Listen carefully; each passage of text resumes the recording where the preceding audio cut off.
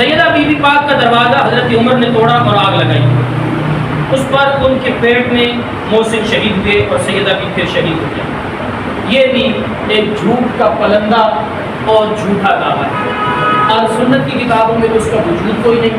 اہل تشیع کی جو بڑی کتابیں اصول اربع، جیسے ہمارے جیسے سیاہ ستر ہے، حدیث کی بڑی کتابیں ان کے ہاں اصول اربع، الجامع الکافی، من لا یغفر الفقیہ، الاستبصار، اور اسی طرح جو ہے تہذیب الاحکام، ان بڑی کتابوں میں یہ روایت موجود نہیں۔ 6 صدیوں تک یہ روایت کہیں سے نہیں آئی۔ سب سے پہلے ایک بندہ تھا سلیم بن قیس اصفہانی، جو خود شیعہ مذہب میں بھی ضعیف اور کمزور ترین بندہ ہے، اس نے ایک کتاب لکھی سلیم بن قیس نے۔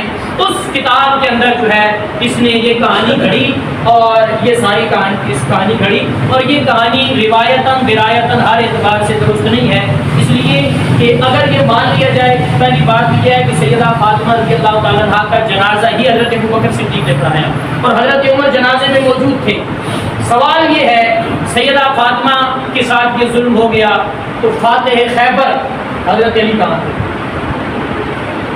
آج کسی کے اندر یہ جرت ہے کہ میرے گھر کا دروازہ توڑ کے میری بیوی کا جو ہے وہ کچھ کہہ سکے، یا میرے گھر کے دروازے کو آگ لگا سکے، اس کو چیر کے نہ رکھ دوں؟ ہر کسی کی یہی غیرت ہے نا۔ تو حضرت علی کے بارے میں تم اتنا بزدل سمجھتے ہو کہ حضرت علی نے کچھ نہیں کیا، اور پھر ان کے پیچھے نمازیں بھی پڑھتے رہے، اور ان کی بیعت بھی کر لی، اور ان کی اقتداء میں بھی چلتے رہے؟ اتنے بڑے ظالم ہو یار، آل بیت کے نام پہ کتنی کتنی کہانیاں کراتے ہو، اور آل بیت کو کہ کتنی بڑی توہین اور بےادبی کرتے ہو۔ کہتے ہیں کہ حضرت علی گھر میں بیٹھے تھے، دروازہ کھٹکھٹایا گیا، حضرت علی چونکہ باہر نہیں نکلے، سیدہ پاک باہر آئی۔ بھائی میری بیوی تو آج تک کسی نے دروازہ کھٹکھٹایا ہو، میں گھر میں ہوں تو باہر نہیں آئی۔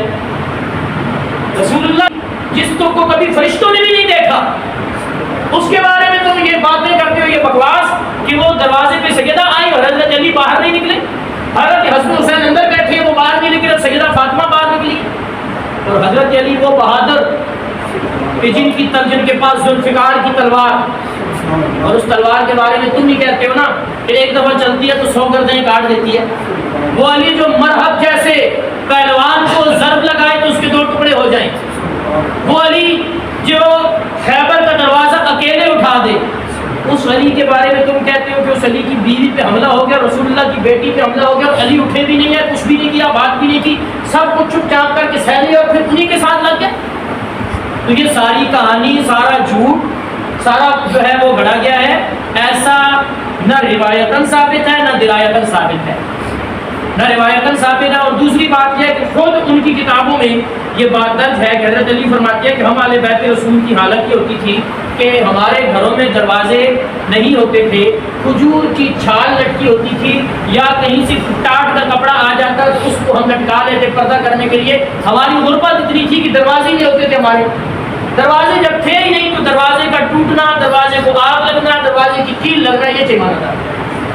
تو یہ ساری ہو گئی کہانی، ایسی کہانی کہ خود ان کی کتابوں سے ثابت نہیں ہے۔ اچھا جی۔